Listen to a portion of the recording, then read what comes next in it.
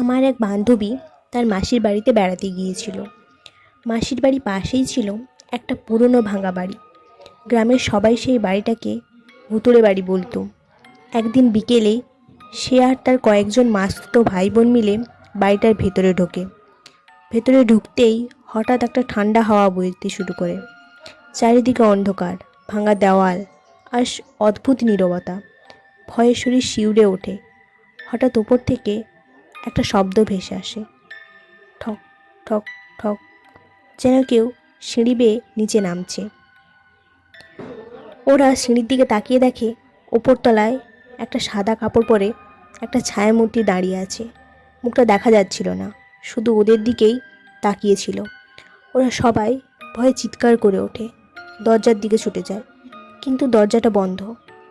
ঠিক তখনই আবার হাঁটার শব্দ শুনতে পায় ওরা, ঠক ঠক ঠক। শব্দ শব্দটা মনে হচ্ছিল যেন ধীরে ধীরে নিচে নামছে। হঠাৎ দরজাটা জোরে খুলে যায়। ওরা সবাই দৌড়ে বাইরে বেরিয়ে আসে। পরে গ্রামের লোকজনদের কাছ থেকে জানতে পারে অনেক বছর আগে ওই বাড়িতে একটা মেয়ে মারা গিয়েছিল, আর আজও নাকি রাত হলে সেই সিঁড়ির ওপর দাঁড়িয়ে থাকতে দেখা যায়।